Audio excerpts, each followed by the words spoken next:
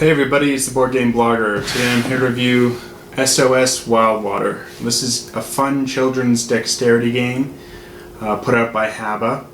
The theme is sort of animals on a raft, sort of whitewater rafting, and you're trying to place the various animals onto the raft without having them fall off. So this is the raft, and it wobbles back and forth. It's not too wobbly though. I think for adults, this game might be a little too easy. Like, you know, it would be fun playing with children. I don't know how much fun adults would have playing alone. It's a ton of fun playing with children. And that's just because this isn't too wobbly. However, for children, you know, I've had children say, oh, this is a really difficult game. So I think it's great. It's just right for children as a dexterity game.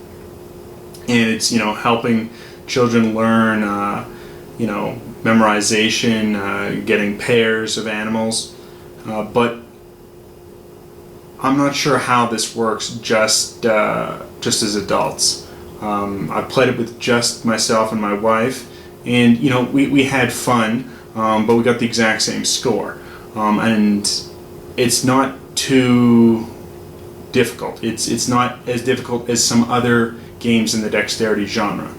So I think if you have children, this is a wonderful game. Go out and get it. The drawings and the pictures are really cute. The animals are cute. My wife likes it just because of that, and I'm sure, you know, we'll play just me and my wife again sometimes. But you know, if it's a big game group, adult players, I'm not sure. This may be your cup of tea, but it may not be. So I'm kind of on the fence for that, but if you play it all with children, or you want to play with children, this is really a wonderful game.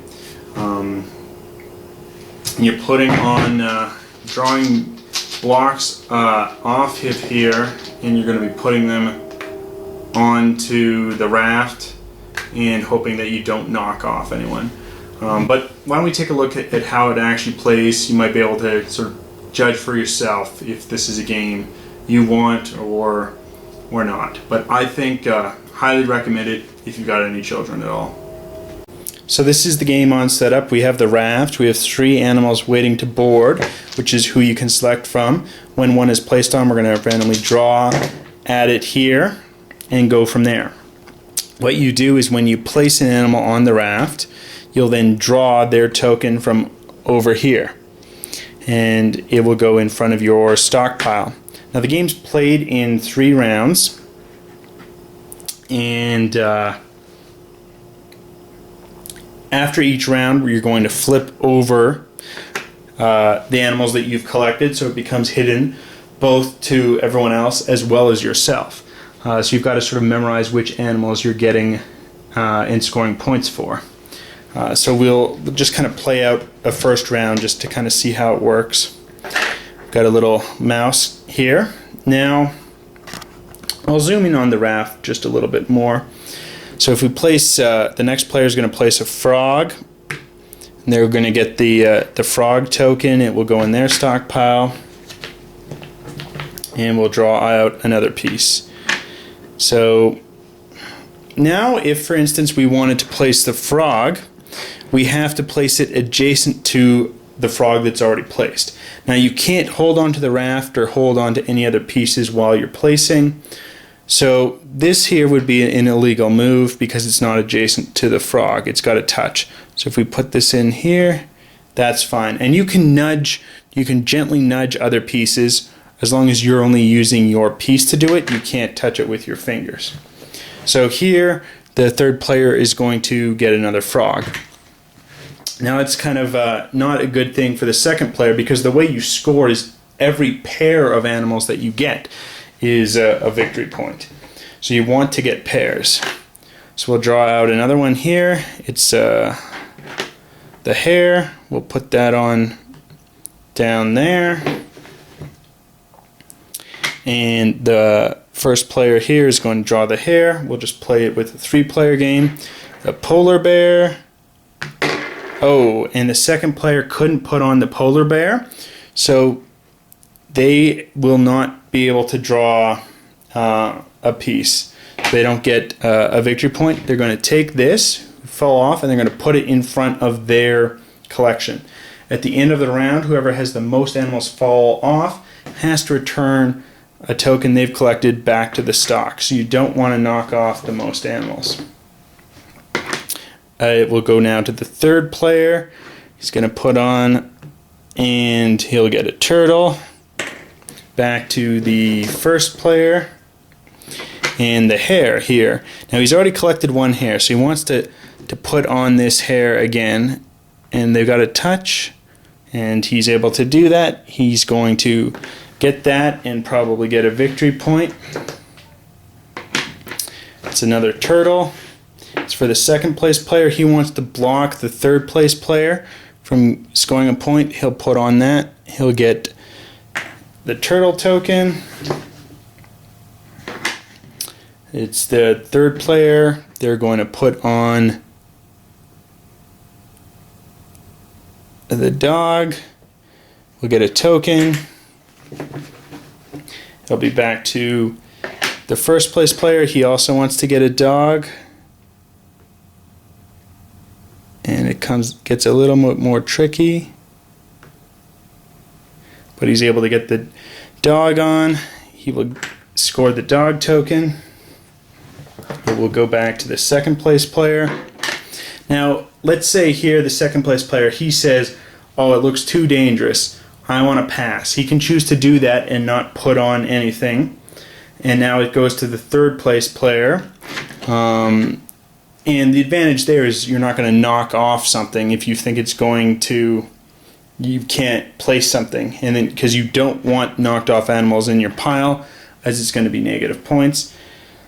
Well, not negative points, but rather you lose the animal. There are no negative points in the game. So here the third place player, he's feeling lucky. He thinks he can put on, he's got the penguin on, so that's just fine. He'll score a penguin into his pile. Back to the first place player. He'll put on a polar bear. Because the first polar bear fell off, he can place this polar bear anywhere. Oh, but he knocked off the dog. So the dog goes into his score pile, and he doesn't collect a token. Back to the second place player. He'll put on the polar bear, score a polar bear this time. The third player is, well, that looks kind of risky to try and put the penguin on. He's got to match it there. Even though he's already got one penguin, he's not going to risk it. So we'll kind of put on the beaver. Oh, but he knocked off the turtle. So that's going to go into his, he will not collect this because he didn't get the turtle. He puts rather the turtle block into his pile. We'll draw. We now have these three left. So there's no more left to draw from the bag. The bag's now empty. So the round's going to end when there's nothing left to place on, or if all players pass in a row, that will also end a round. So it's now first place player. He'll try and sneak on the mouse. And he's got a mouse. It's the second place player. He's going to pass. Third player is going to try and put this penguin on. It's going to be really risky, but he's going for it. He's able to do it. So he'll get a penguin tile. Now it's back to the first place player. He's going to try and put this on. Oh, but he knocked... he's knocking off a bunch. He knocked off 3 animals. So that's the round. So we'll zoom out here. We'll kind of see everyone's score pile.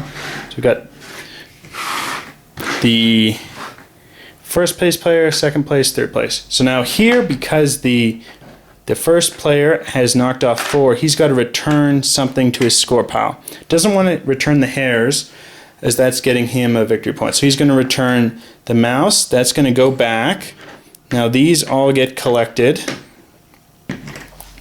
and they'll go back into the bag for the second round.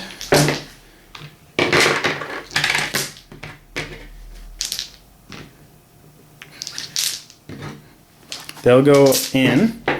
Now the players can look at what they've got, and then they're going to flip them over. All of their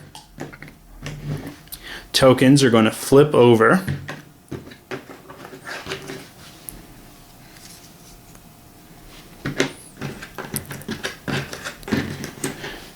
So it's unknown, so you're going to have to sort of memorize what animals am I going for. And then the second round will start. We'll seed 3 animals here, and the person with the least tokens is going to start. He'll place an animal on, and every time you place the animal, you get a token.